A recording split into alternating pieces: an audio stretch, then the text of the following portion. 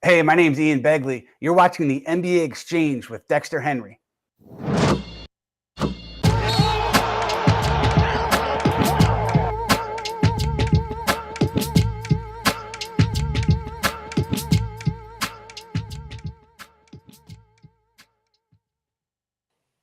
What is good, everybody? Welcome to the NBA Exchange. Dexter Henry, first and foremost, happy Black History Month to everybody out there. Got to say that, February 1st, Black History Month, hopefully getting off to a good start, especially with some of the events that we've seen in our country in the last couple of weeks, which to Black people everywhere, not really that surprising at all whatsoever. But glad to be back talking about basketball this week.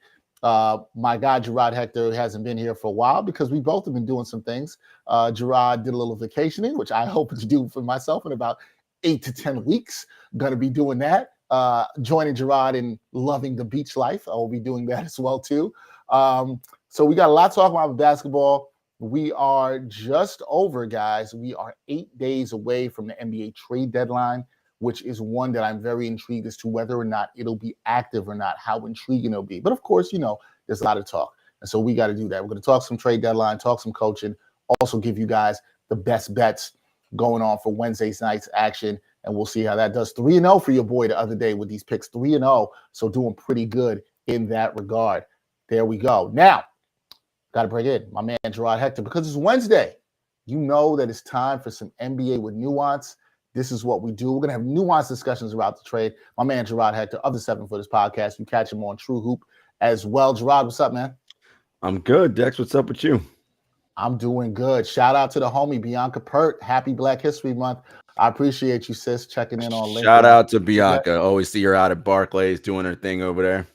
Always. And I know, Bianca, you're watching, listening. I know you are riding high for those Philadelphia Eagles. But I got news for you. Patrick Mahomes going to do y'all in the Super Bowl. Patrick LeBron Mahomes is going to do that thing. I think he is. Eagles got a good team, though. Should be a good Super Bowl. We'll see how that goes there. But, Jarod, trade season is upon us. Well, it's been upon us, even though trade season is not really a thing. But you get my point.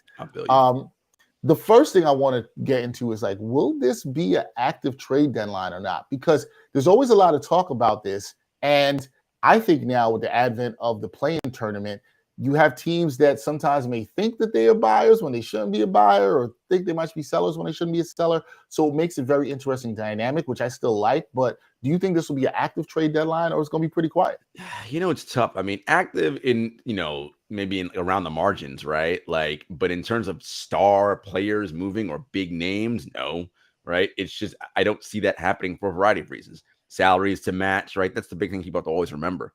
When you're moving big name players, you have to have salaries that match, and not enough teams have salaries that they want to move to match these big names, right? So you talk about a person like, for instance, Pascal Siakam or DeMar DeRozan, right? You're looking at 20-something plus million for each of those guys, right? And it's considerable, right? For teams to think about moving. So I don't think we're going to see a lot of things with the big names, but I do think teams are going to really try to work hard to work themselves around the margins, right? To get that extra shooter, that extra defender, right? That extra rim protector that they need.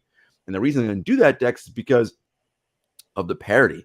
Now, Denver, Memphis, Boston, and Milwaukee, and Philly starting to a certain extent, but not really, are pulling themselves away from everybody else.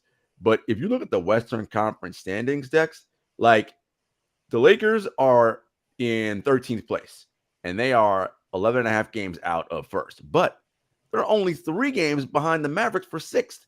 Mm-hmm. They're only 4 games behind the Clippers for 4th, and 4th would give them home court advantage, in a potential first-round playoff series. So you have, it's just there's so much parity in the league right now, and especially in the West, there's only a game that separates 3, 4, 5, 6, right? 1 game each that goes down and down and down. I just think that teams are going to be hungry to try to do something, but a lot of teams are going to be trying to do something, and I don't know how many players and picks and capital and all that are going to be available for teams to acquire. Yeah, that's going to be really interesting. And I think with what you just talked about, well, especially you look in the Western Conference, right? And this is the time of year right before the trade deadline, where you can start to see contenders separate themselves, even generally, but more, as Jarod said, because of the parity that we've seen in the NBA and that we've talked about it. I think because of that, whether you're either A, at the top, being viewed as a contender, or B, maybe you're a fringe contender or a team that's looking to just try to make the playoffs, there's going to be that pressure, and I'm having air quotes here for the listeners here, there's going to be that pressure to make a deal. Which NBA teams do you think, maybe it's a part of the contender group that you mentioned, or it's some of the pretenders that may have pressure to make a deal, whether it's to buy or sell? Golden State is a team that, their fan base is, and, it's amazing how fan bases get spoiled so quickly, right? It's like, y'all were an afterthought prior to 2015, right? And then the Steph Curry Renaissance happened, and y'all won 4 out of 8 trips to the NBA Finals. Yo, that may be the high watermark of your organization's career. Enjoy it and be happy. You may never reach these heights ever again. And that's okay, because it's hard to win consistently, particularly in this era of the NBA. With free agency, with the amount of talent, with players able to move in different things. This isn't the 80s where the Celtics and Lakers had a monopoly on players, and it ain't how it works now, right? So now I get their frustration. Steph is playing like an MVP. We can't waste another year because we don't know how many more of these we have left. And to the point I made, this may be it for us. Who knows what's going to happen in the future? We can't predict. So they're going to want to make some moves, right? But who or what are they willing to give up? The young guys, okay. But of all the young guys who may draw something of value, it's going to be Kuminga. Well, they don't want to give up Kuminga. Kuminga's actually good of the 3 young guys right now, right? He's a rotation player right now that plays big minutes for them. So it's a challenge, right? Who can they potentially get, and who are they willing to give up to move off of that? The Lakers, everybody keeps talking about, but honestly, and we'll get to this in the later part of our segment, the roster, I think, is fine. I think they have a coaching problem, right? Like they're good enough, right? If Anthony Davis and LeBron are healthy, that roster is good enough to look. They ain't gonna win no championship, but they're good enough to be above 500, right? So what can they do there from a coaching standpoint? But like I said, we'll get to that later. I just think, Dex, a lot of teams are going to kind of look around. The Clippers, they need a point guard, right? Who do they get? Dallas, we know about Luka, but Luka and who? Dinwiddie's good. Christian Wood's all right. Like, but is that enough? Or if Dinwiddie and Christian Wood are your number 2 and number 3 in whatever order you want to say, is that enough to get you to a conference finals or an NBA finals? Because in many ways, look, I know Dallas went to the conference finals last year, but that was kind of, look, I'm going to talk out both sides of my mouth. You should always give credit for a team making the conference finals. Right. However, sometimes the way that the brackets shape up for you, it works itself out pretty well, right? It turns out that Phoenix was a bit fraudulent last year, right? And we learned about that with the whole Ayton situation. And they were able to beat them and get to the conference finals. But we saw once they went up against the Golden State Warriors, it wasn't even a contest, right? They dismantled them pretty quickly. So who can they get, right? And what do they have to give up and trade in order to acquire something? Does Brooklyn get a shooter and a backup big, more size? These are the questions you have to ask yourself. Yeah, it is a question you got to ask yourself. You mentioned Dallas, and I didn't even put them on our rundown here today of teams to discuss, but they're an interesting team to me because it's like, hey, do you try to get Luka a co-star? And I'm not sure who that is. And this is something I don't know who that is. And I talked about this with Lauren Gunn when she was here on the show. And, we also talked about the fact that maybe they wait till after the season, which I actually think is probably the better, more logical move for Dallas. Look, the problem for Dallas, too, is we could talk about last year's run and all that stuff. They messed it up with Jalen Brunson, right? That's really the line that I feel like that nobody talks about enough with them. They really messed it up with Jalen Brunson. They should have gave him the bag early when he wanted, or gave him the money that they thought he was valued, and maybe they would have had him there, but it didn't work out that way. The thing for me is, are they a team that might want to take a couple steps back to go forward? Would they want to sell on like a Dorian Finney-Smith, who's a very desirable trade-friendly contract, trade him, maybe get a couple of picks? Now, is Luka going to be happy with that? Probably not. And you want to keep that star happy, but we will see. Okay, talk about stars that aren't happy from the same draft. Let's talk about Trae Young and the Atlanta Hawks. You know what? I've been a little bothered with the Hawks because the Hawks have had some dysfunction, clearly, in the last couple of years. And if they played in New York or LA or even Chicago, people would be talking about this a lot more. But they don't, right? And that's no shade to you, Atlanta, but they don't. And Jarod, you've talked about this from last year on this show, on your show, on True Hoop. You've talked about this. With Trae Young, the leadership, the stuff that was going on there. Now it's kind of all come more out into the open. John Collins is a name who's been on the block. Since he got into the league, I feel like he's been on the trade block. That man's been living on the trade block, right? Living on it. And now I'm like, what does this team do? They're the perfect example of what is this team. And for those of you who were really high on the Hawks 2 seasons ago when they made their run to the Eastern Conference Finals, which I actually think might be more flukier than the Mavericks, but that's a whole other thing. What do you make of this team, and should they do anything? Should they shake things up? And if it's shaking it up, should the shaking up start with Trae Young? See, it's interesting you say that, because at True Hoop, David Thorpe and I, we didn't think it was a fluky run. We liked the depth on this team. DeAndre Hunter, they had Kevin Huerter, Okongwu. Obviously, you mentioned Trae Young, Capella, Bogdanovich. We're like, yo, this squad is nice, right? Like they can do some things. And if those guys develop as we think they can go places, because they were defending, and they played well in that conference finals. Trae didn't get hurt. That series policy goes even longer to 7, right? So I thought it was a legit run. What I didn't anticipate was the Trae Young problem. And look, you mentioned it, Dex. It sounds like I kill him on every show I'm on, and I'm not. But it's when you have an inordinate amount of power tied up in one person, that person needs to be an effective leader. And it's clear so far in his career, he's not that. And he's not a guy that rallies his teammates around him in his support in a way that a John Morant does, right? You can see those guys are invested in his success. As much as Luka plays helio ball, the Mavericks seem loving it when Luka's doing his thing. You don't get that vibe with Trae Young, as I've said before. Now, I said this, and it wasn't reporting. I didn't talk to anybody down there.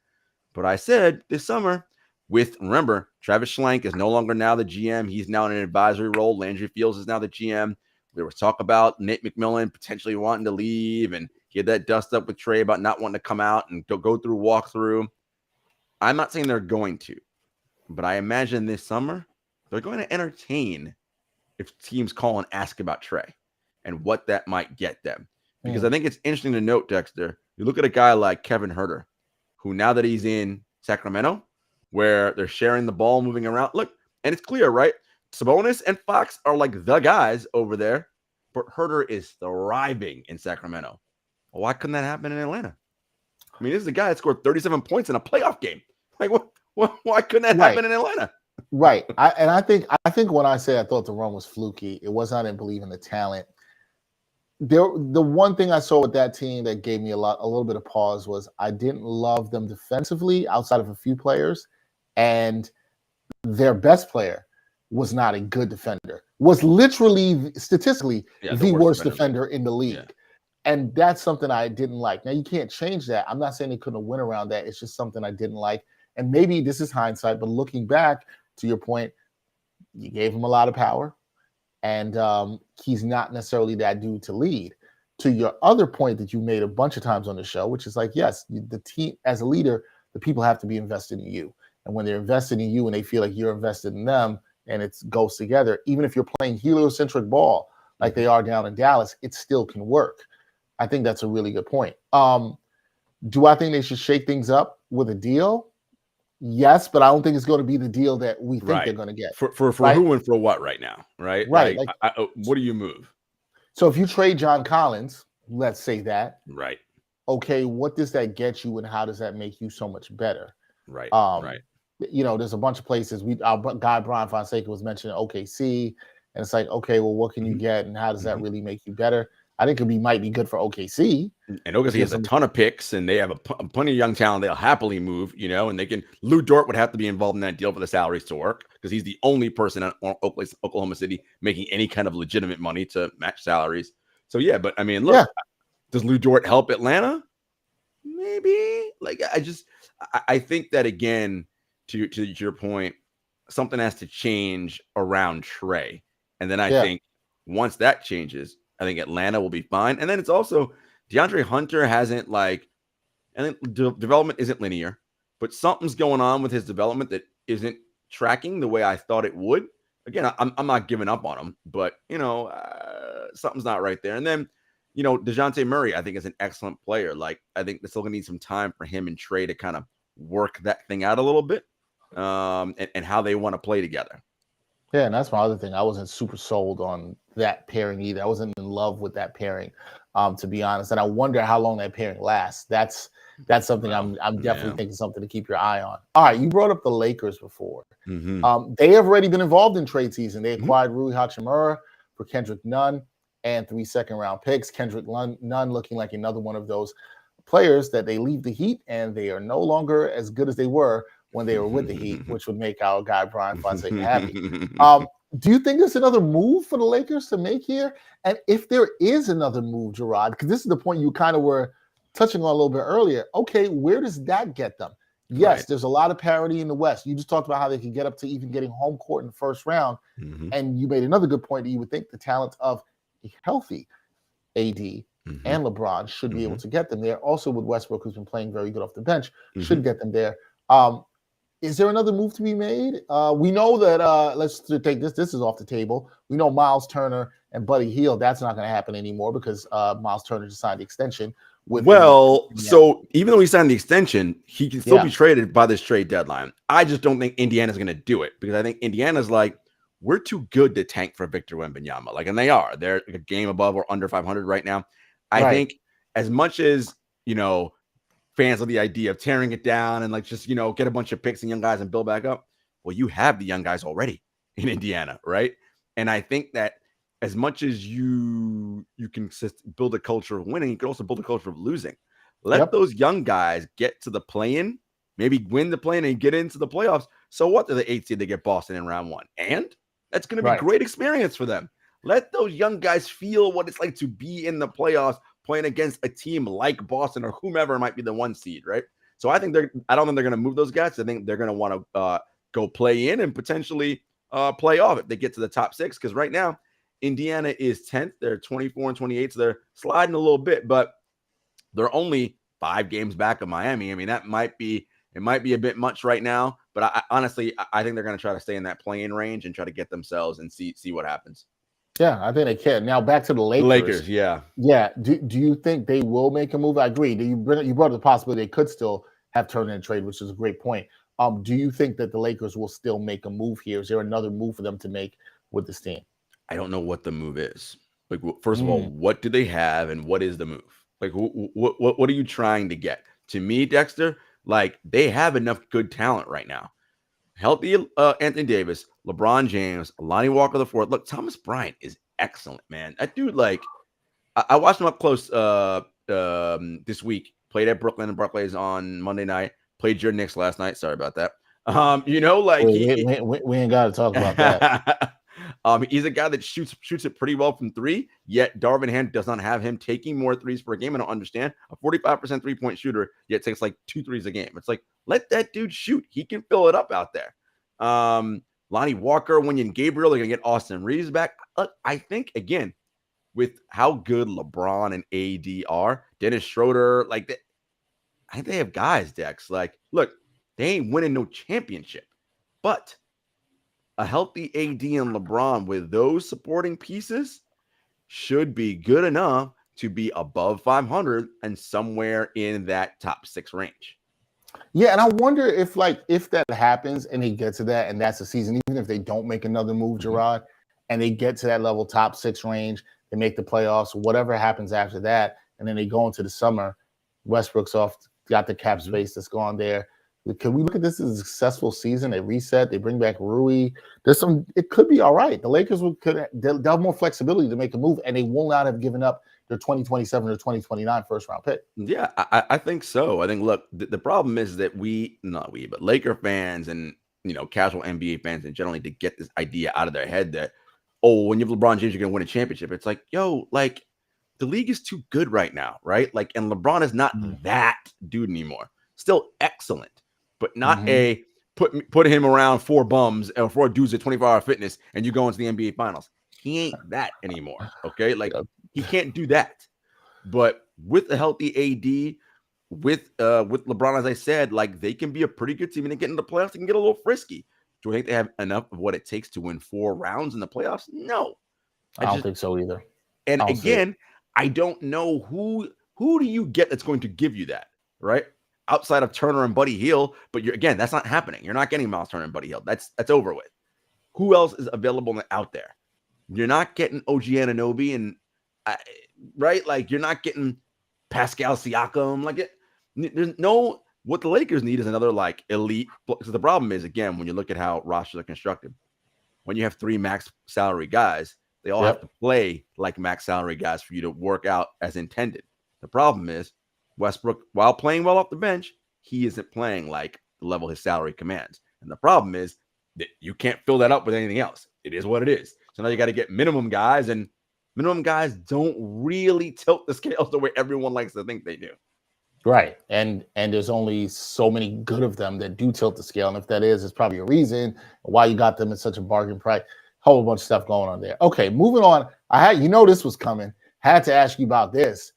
Should your Grizzlies look to make a move? Because I think they're in a real interesting spot. They've won 1 after they lost 5 in a row. Yeah. I've always wondered what is going to be the plan for the Grizzlies at this point. You and I have talked about this off the show. And it's that, okay, would you go and try to add in another star? You know you're going to have to pay Bane soon. You're already paying Ja. You're already paying Tripp, DPOY. Mm-hmm. Shout out to Tripp. Should be getting that. If he continues to play the way he's playing. Don't listen to the lies and the fake stats and all that stuff. You look at all that, but it's like, would you go get a guy? I'm going to throw a name at you here. Mm-hmm. How about an OG Anunoby? Would you be willing? That. Would you? I wonder. It's funny for you. I don't know if you thought about it too, but he's a guy because he's sliding into Memphis, would fit perfectly into what they do, in my opinion. I wouldn't mind my Knicks getting him as well too, just to note of that. But it's about. Well, let me ask you for that. Would you like him? And at what price, if you're Memphis, would you be willing to pay to get him? I love OG. I think because what you're doing essentially is you're going to replace Dillon Brooks with him. I mean, replace Dillon Brooks with OG Anunoby. That's what the trade would be. From a chemistry standpoint, Dexter, the only thing that gives me slight pause is so much of who Dillon Brooks is and his moxie and how he conducts and comports himself on the floor. That is the Memphis Grizzlies' identity. They're the talkingest, chest swaggy, out, puffed out, we don't duck, no smoke team in the league. OG plays with much more of a quiet confidence, right? So I wonder, again, OG's better than Dillon Brooks. Better defender, better shooter, right? And you're not going to get that volatility where he goes 4 of 17 because he's doing things he shouldn't be doing, right? Like, no, Dillon, that step back 3, I don't need that there, right? But, and OG, again, 40-something%, he's better in every possible way and much more even-keeled. I think if I'm Memphis, that's a deal I definitely do. And I look at potentially moving Zaire Williams and or Santi Aldama. What do you think about him? I know I like Santi. Santi's got to stay. You know I like tall dudes. You like to scratch the floor. That's and Jarod's on the phone. He's gonna be like, nope, nope, he's not doing that. Tall dudes who shoot. Hang up. I do want to say. I think you bring up a good point that I think people should, because this is why we do NBA with nuance. But this is why you think about this. There is more to it than just moving players. Mm-hmm. Listen to what Jarod just said. He talked about how a player fits in the ethos of the team and what is the actual value to that, right? Like there's something to actually be considered about the value of that. And yes, we all shake our head, scratch our hair, want to pull our hair out when Dillon Brooks does crazy things with the shots, but there's another value in that culture of that team that matters. And those are things that, GMs and front offices do think about. This is not lost on anybody. They do have to think about these things. It's not about being sentimental. It's about understanding that there are more intangibles and other values than just the numbers that we look at on the court. And if you think you have a chance to win the title, Daryl Morey famously said, if you have a 5% chance, you got to go all in. The thing is, Memphis is young and they have we don't know what's going to happen next year. I have zero idea. All hell could break loose. And Memphis is number 2 in the West right now. If you think you got a legit shot to get to a conference finals and NBA finals, you got to go in now. So I would move, as I mentioned, Zaire Williams and either Jake LaRavia and a first round pick because Masai's going to want a first round pick, and that's fine. I would give up. He might want 2. Well, he ain't getting 2. Some places saying that he wants 3. Look, Okay, like come on. Listen, I love OG, but 3 first-round picks. Yeah, Come on, dog. Come on, come on. I agree. But Masai Ujiri is from the he's like that Danny Ainge school of fleecing. If we can fleece you, we're gonna try to fleece you. And we ain't about that fleece life in Memphis, so no. So if you No. don't want Zaire, a young player, Good as I point. said, Jake LaRavia and a first-round pick for OG, and you get Dylan Brooks is expiring, I got nothing for you, homie. Like I mean, because we don't want to shake up our future so much and what we got, because the number one asset a team has are contracts that are team friendly, right? When you draft them, you have so much more control. But when you got to bring guys in, and that's when you start getting funky. You get into luxury tax, and you got problems, right? So I think Memphis wants to kind of keep, and it's tough. The Warriors with their 2-track system, you see the problems they're having. It's tough to try to dip your hand in both, keep a hold of all your young talent, and also go out and get somebody else. It's difficult. And Robert Parra, the Grizzlies governor, said he would go into luxury tax. So look, again, I love OG. You know who I'd actually love to get, but I want to hear how the salaries would work. Yeah, I think, look, if we got Pascal Siakam, then I'm like, oh, that's an NBA championship team, because now you're talking about Ja, Bane, Pascal, and Tripp, like, right, like that. Those are your top 4 guys. Like, we rolling with that. We rolling. I'm a little afraid of that defensively. Yeah, you should be. And I mean afraid in terms of what they could do to the league, like that, like the switchability. Because some of the closing lineups that you can go with, you can go small, you can go with Tripp at the 5, you can have Siakam playing some 4. Even depending on what you do at the 3 spot and who you still have around, it'll be still interesting. But even when you go big, you can play Siakam at the 3. You can have Steven Adams at the 4, 5 and Jarod at the 4. And Jarod at the 4. So it's really interesting. Okay, that's you brought up Siakam and I brought up OG. Now, if you do that, Masai is definitely going to want. First of all, you got the salary to match, and I don't think the Grizzlies have the salary to match. Number one, and then you're definitely giving up first-round picks, multiple first-round picks, and that But again, do you do that to go all in because you're like, if we have that, we think we can win right now. Yeah, and that's the thing. And the Grizzlies, there's no reason to think they can't win right now. That's why I think they're one of the most intriguing teams there. Okay, let's talk about my New York Knicks. I think the Knicks are, and I've said this before through the year, I think the Knicks are in a fine spot. I am not a Knicks fan who's angry about where they are. I think they're in a fine spot. They still have a lot of their young talent. They're sitting at 7th in the East, 2 games behind Miami. Big game tomorrow night at the Garden. Knicks Heat. Myself versus Brian Fonseca. Yeah. Y'all should go to that game, man. We should. We should be good. I probably want to throw Brian off down the stairs after it or something. I'll never do that to Brian. They need a shooter. They need shooting. I'm going to be very blunt about the Knicks need. The Knicks need shooting and another player off the bat that can help score off the bounce, particularly on their bench. Their bench has been struggling.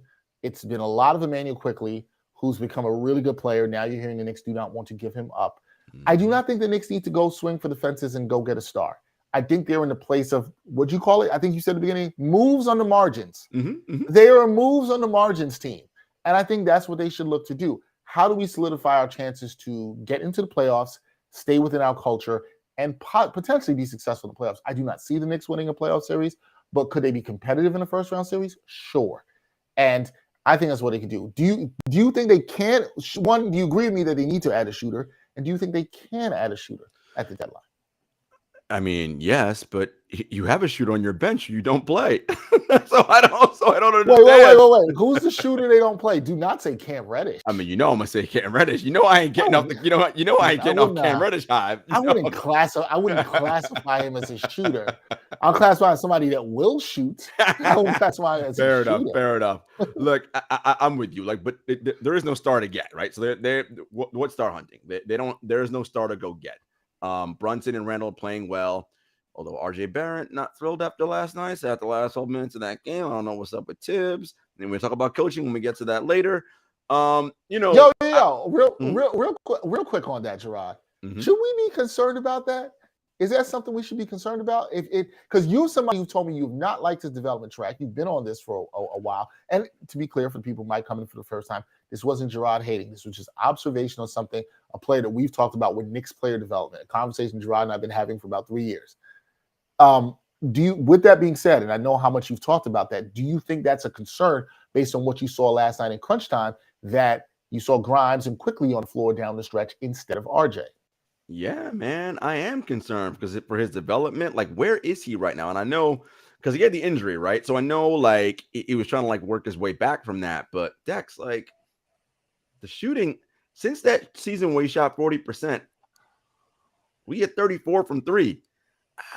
It's not good. 49% effective field goal, 54 true shooting. And defensively, like that's where he's like his calling card, right? But he's been okay defensively this year. Maybe you might even say bad. So look, it's the thing about Barrett that gets you so like, ooh, what do you do?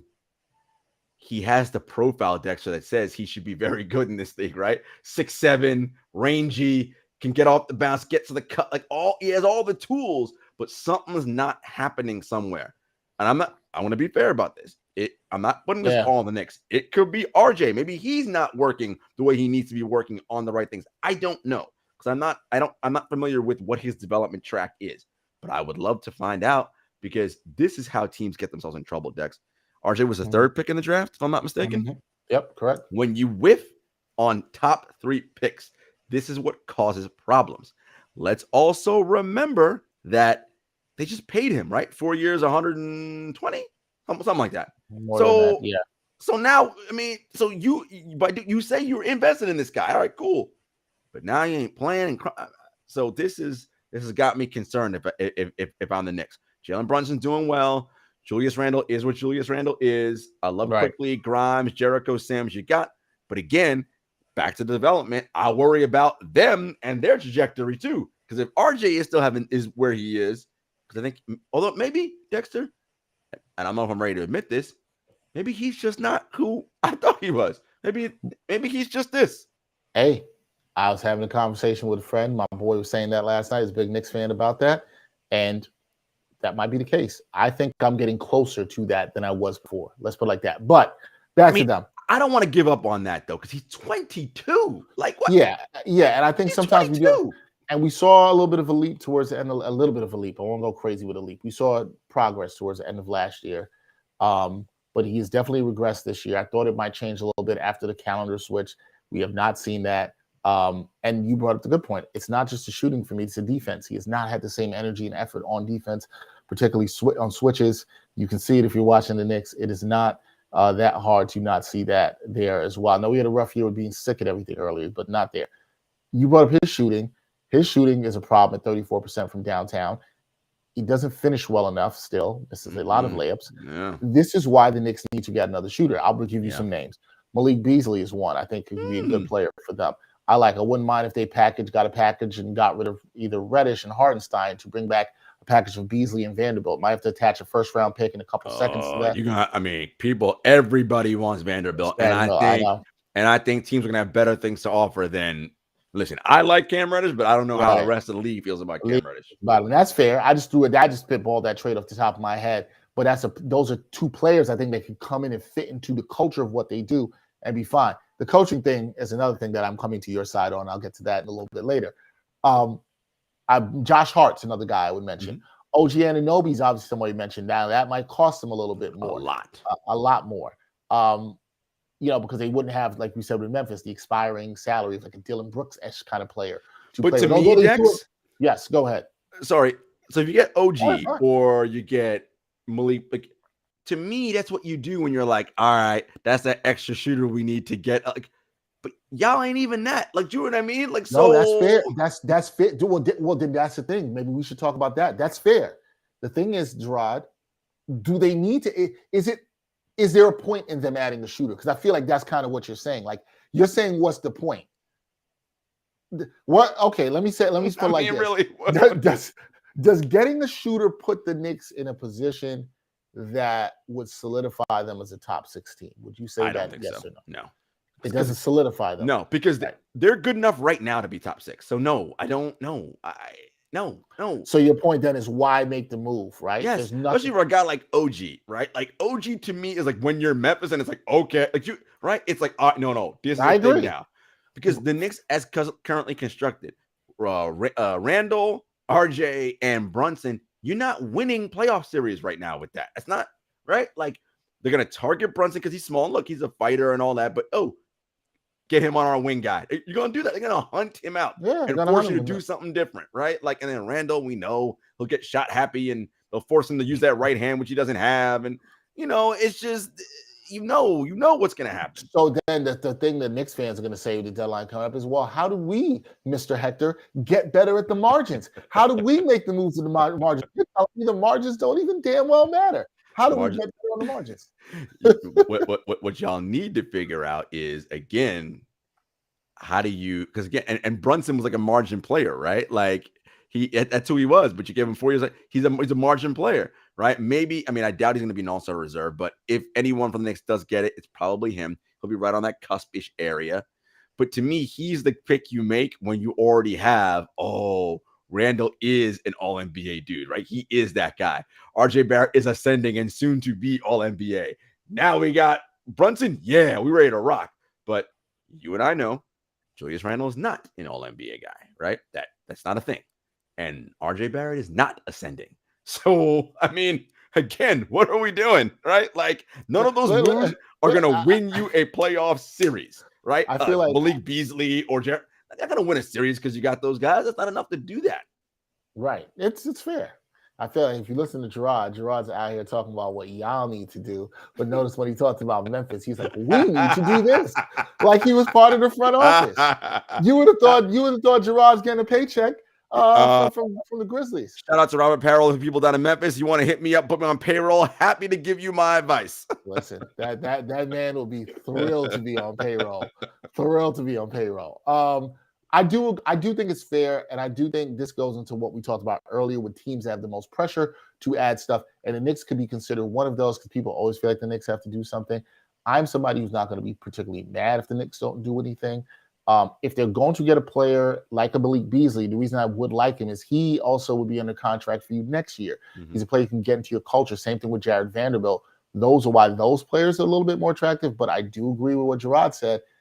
Everybody's talking about Jared Vanderbilt and Malik Beasley. The whole league knows, and the whole league also knows that Utah wants to sell. So you know what happens with that situation? Yesterday's price will not be today's price. And Danny is the master of that. So he's gonna get all your stuff for what he wants. So it's all interesting, and I feel for Knicks fans because like y'all, you have the way y'all play in terms of grittiness. You fight, defend, tough. You're so tough. Yeah, they got an identity. You got an identity. You just need that dude, right? Like, in order for you to get to that level, you need that dude. Y'all didn't go after Donovan Mitchell for whatever reason. Fine, I ain't mad at you for not doing it. You made your choice, whatever. But unless you have that dude, it's hard. Well, first of all, it's impossible. You're not going to be a top 4 without that. That's just how it goes, right? It just won't happen. Everybody talks about, it's funny, the rivalry between Brooklyn and New York and all that. And what rivalry? Well, one, what rivalry? But two, the reason why the Knicks haven't beat the Nets in 9 years is because they have Kevin Durant. Nine games. 9 games. My bad. So basically 2 years, right? Yep. Is because they have Kevin Durant and Kyrie Irving, and you don't. Right? That's really what it comes down to. They got two of them dudes. Except y'all don't. And they have losses where they haven't had either in them. And the other day there was no KD, and then whatever. There was that one loss they had when Cam Thomas went crazy on it. Whatever. It was bad. We don't need to do that. Speaking of the Nets, last team we'll talk about trade. Do the Nets need a backup center? That was a lot of the talk. Nets need more size. How will they do against teams like Milwaukee, Philadelphia, who we didn't even mention here? How would they do? Do you think they need a backup center? But my bigger question is, like, who's that going to be? And where's that coming from? It's not like there's a plethora of backup centers out there that people are just dying to get. That also, I might add, that you can play in the playoffs. That's the other thing. Go ahead, Jarod. So real quick, Philly and Milwaukee need to do nothing. They're fine the way they are. No moves. Those teams are good as is. We'll see how they play out in the playoffs. As far as the Nets, yes. Nick Claxton, by the way, not only is he in line to be an all defensive team member this year and a DPOY candidate, he's in line to be most improved. But the problem is we give most improved to people who make huge offensive jumps, right? We don't look at the other side of the ball of the court, even though defense is half the game, literally, right? Like when you don't have the ball on offense, you are on defense. That's how it works. Anyway, Yes, because when as much as he that game they played against Philly and they lost. I don't know if you saw that, Dex. Claxton had no back down on him going against Joel Embiid. Like zero back down. I was actually in Pittsburgh watching after I came from the Pitt game, watching that night, and I saw that, and that was the exact thing that I said. I saw a little skirmish they got into, and I was like, okay, Claxton, there's no back down. You're not scared of the moment. And I thought that was a big moment for the Nets. Huge moments. But now, does that mean I think that Claxton is the Joel Embiid stopper? No. I'm not saying that. What I'm saying is not being scared does matter some. Having that moxie in the fight and doing that and showing some strength. And he held his own defensively. He did. That matters. It gave me optimism for them in the playoffs. And it does give the Nets optimism, but they do need a second backup big, because when they play against him and Giannis, you got to worry about foul trouble, because Dex, I just don't know what the Ben Simmons situation is. And much like how Russ is a max slot guy in LA and not living up to that contract, but at least he's giving you borderline 6 man of the year type of production. At least he's doing that, right?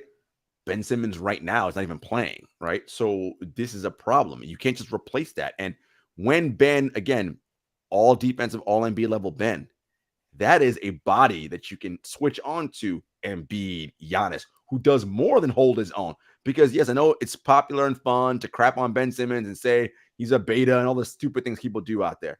But, this dude was all NBA and all defense for a reason. Damn good at the things he does. Yes, not shooting. He's very good at those things. But I don't know if he's ever going to get back to that this season, right? It's not looking good right now. We're past the halfway point. So, yeah, they're going to have to figure something out. I mentioned Thomas Bryant earlier. Yeah. Thomas Bryant, and he's making like $1.8 million. So, can they pry him away from the Lakers, the Nets? Because I think he'd be great in Brooklyn. And you could actually play him and Claxton together because Thomas Bryant shoots threes. So you got plenty of space. The question is, the Lakers need him, though. Are the Lakers dumb enough to give him up? I doubt it. Everyone likes to crap on Rob Pelinka. He ain't dumb, right? So, but that's the kind of guy that would be helpful for them. Otherwise, Hartenstein. There aren't Andre Drummond, Naz Reid, maybe. John Collins, but they won't have enough to get John Collins, and he's still a little light in the butt and small. So, Mo Bamba. Mo Bamba will stretch the floor, but again, he don't give you that size. And he's foul prone too. He's never played in the playoffs. So hey, buddy, I need you to give me 3 good minutes against Joel Embiid. Shit, he might get 4 fouls and right. You know what I mean? Like every trip down the floor is a dump into Embiid. Right, exactly. That could be bad. So there's not a whole lot available. No, there isn't, which is going to make them interesting. You said you don't think Philly needs to make a move. I don't. You don't think Milwaukee needs to make a move. Which contender do you think is likely to make a deal? Is it Boston? Is it the Nets? Boston ain't gonna do nothing either. They're like a best record in the league, #1 adjusted net rating. Denver may do something to shore up their defense. They got to kind of figure something out. We mentioned Memphis. Potentially making a move. I think Brooklyn will try to figure something out. The thing is, it was like, you got Seth, Patty, and Joe. Get rid of them. It's like, yeah, but you need shooting in the postseason. You can never have enough shooting. So I don't think they get rid of any of those guys. I think, Brooklyn may end up standing pat, and then they go to the waiver wire and see what they can get. They do have a trade exception, so we'll see. They maybe figure out what to do with that. Who knows? But I think Brooklyn likely to try to do something again. Margins, the thin margins. Memphis, I mentioned. Denver for sure. Show up that defense. But if you're Boston, Milwaukee, Philly, feeling pretty good about who I am right now. I don't know that I need to do a whole lot. We'll see if they go into that. We want to talk about this before we move on to bets real quick and wrap up. The value of coaching and in the NBA, and it's something that I find very interesting because when you look at other sports, you can look at things and say, okay, well, how much does it matter? I've long argued that I don't think the manager in baseball matters quite as much as people say that person does. Like, I'm not sure how much they impact winning in day-to-day. Some of that is baseball being too long and all this other stuff. But in NBA, coaching can matter a lot. And let me bring this up in the context of one thing. I have been watching something, and I want the people to know this. been watching something, okay, with my New York Knicks, and I've come to this conclusion. And I think Jarod's laughing because he probably knows where I am. Sometimes with coaching guys, there's coaches that get you to a point, and that's good. It's not a bad thing. It's a good thing. It gets you to a point. I'm gonna speak specifically about the Knicks. Tom Thibodeau's gotten the Knicks to a good point. Got a good culture. They play hard. You know what I mean? Jarod just told you how they play with that workman style. They're gonna be physical, and I like it. Knicks fans like it. This is what we like from 90s Knicks basketball. I'm not saying you got to beat everybody up because we know that's not better basketball.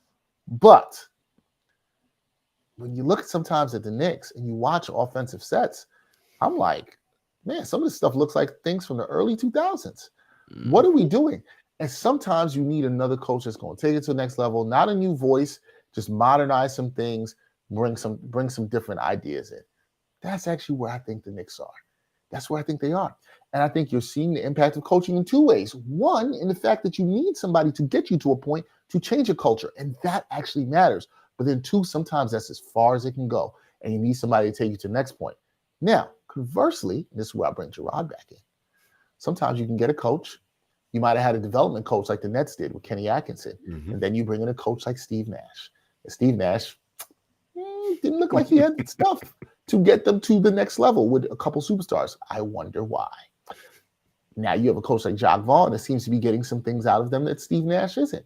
So I say that all to set up Jarod and what I know Jarod wants to talk about in the fact that coaching does matter in different ways. But I think one of the things that's important is sometimes recognizing when you've reached that point and when you may need a new voice or new ideas to push your team or your franchise to the next level. And so the value in it, Jarod, the question I would have to you is the value in just not like who you select as coach, but also recognizing how that coach either A, fits with your personnel or the vision of what you are trying to make your team be.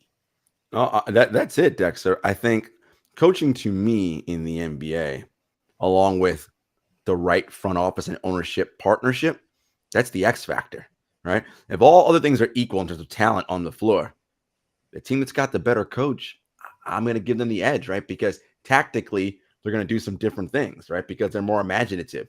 You have coaches that are very, dogmatic in their approach, right? It's my system. This is how I do things. And we ain't, I mean, as a Knicks fan, you know that about your guy Tibbs, right? There are other coaches like Ty Lue who's like pragmatic. Like, if that ain't working, we ain't doing that. Scrap, going to something else. Whatever's going to get me a win, because that's all I care about, right? That's one piece. The other piece is, and I know this is difficult for fans to wrap their heads around, the relationship coaches have with their players matter. Like, I know you all think like this ain't youth sports. This ain't about that. These guys are making millions of dollars, whatever. Just come to work and do your job. It's like, okay, yeah, but think about yourself.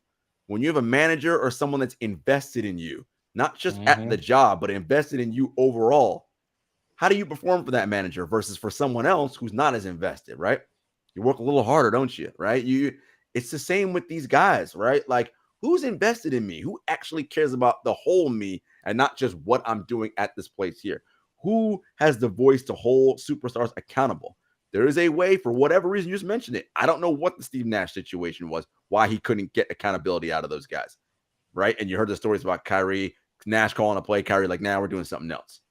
You watch him talk to Jacques Vaughn, that ain't the vibe you get. He's looking at Jacques. Jacques says, all right, cool, we're doing that. Like, what's the difference? What happened? What, right? What is it about the connection that he was able to make that Nash wasn't able to?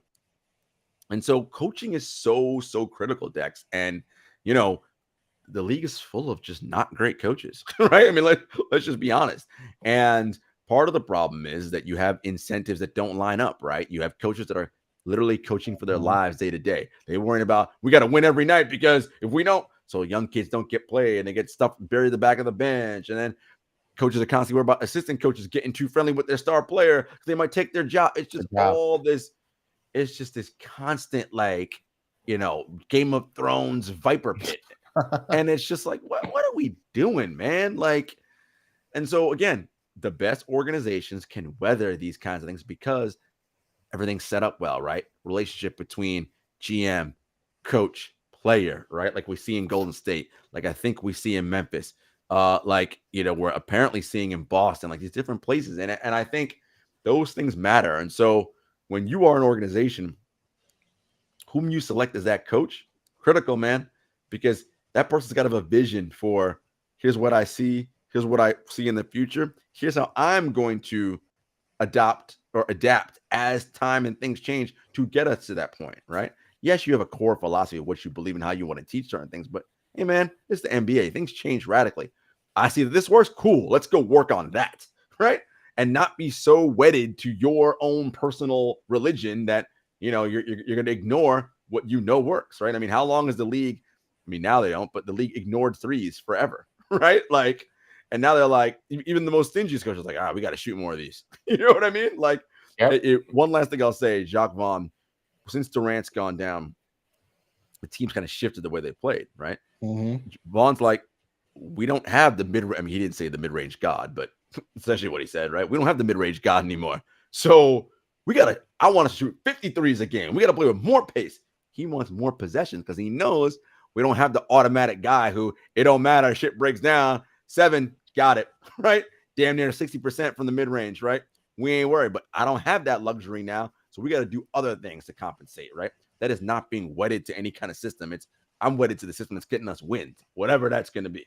And so I think it's important that coaches do that, and not enough coaches do that, and not enough coaches take the time to build relationships with their players. All that stuff matters, and I think for any coach to survive now, you're going to have to do that more. And you need the backing of the front office, like Jarod always says, like you see in Golden State, like you see in Miami, like you see in Toronto, San Antonio, different places like that. You're able to see all that. All right, we're going to take a quick break. When we come back, we're going to give you our best bets for Wednesday night, help you guys to win some money, because that's what we do here on the NBA Exchange. Quick break. We'll be right back. Are you looking for a better way to play player props or daily fantasy sports? Well, look no further than Prize Picks. Prize Picks is the leading over-under daily fantasy game. Why? Because it's so easy to use and win. You can make your picks in under 30 seconds and win up to 10 times your money in one day. Right now, we have a special offer for our viewers and listeners of the NBA Exchange. All you got to do is sign up now and use the promo code NBAEX. Prize Picks will match your first deposit up to $100. Yep, that's right. They'll match your first deposit up to $100. So, join the over 150,000 others who found a better way to play and download the Prize Picks app today.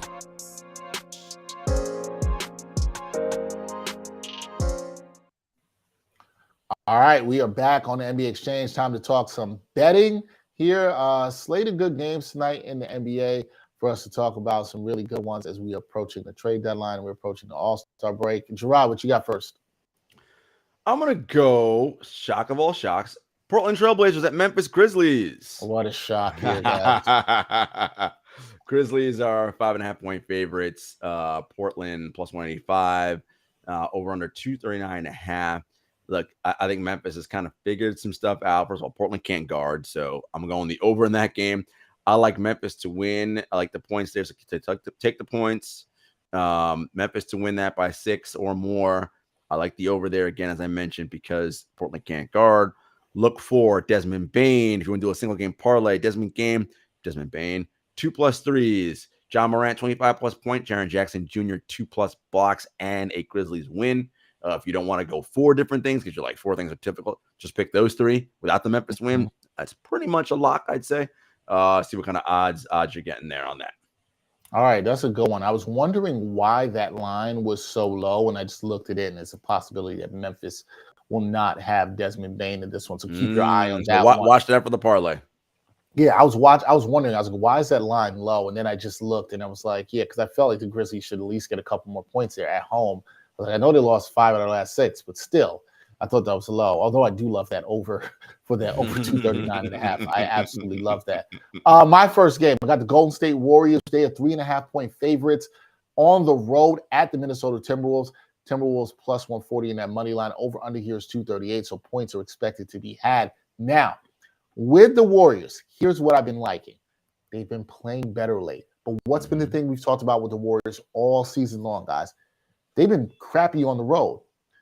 5 out of the last 6 on the road, they have won. They've been playing really good. Minnesota, they were streaking before they played Sacramento the other night. I told you guys to take Sacramento because I don't trust Minnesota at all at home. Don't trust Minnesota at all again here. Love the Warriors right now. I think the Warriors are starting to turn the corner, guys. I think this is the run that we're starting to see. You're seeing them play better on the road. They're more focused. They're 26-24 now. They're 2 games above 500. The defense is starting to pick up, and I think they know that they've got to take care of business against teams like this on the road, that being the Timberwolves, without Karl-Anthony Towns, their best player. They know they got to take care of business. I think they do.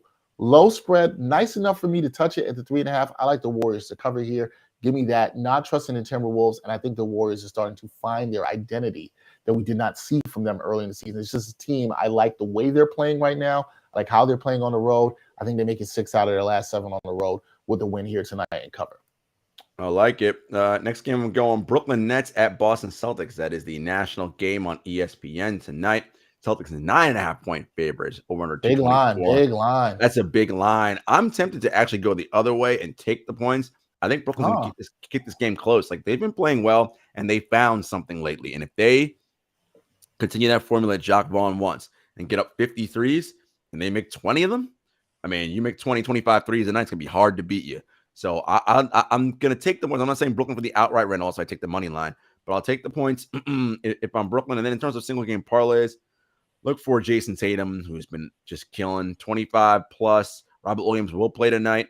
Look for him to have a block, and Jaylen Brown, 20 points on the Celtics side.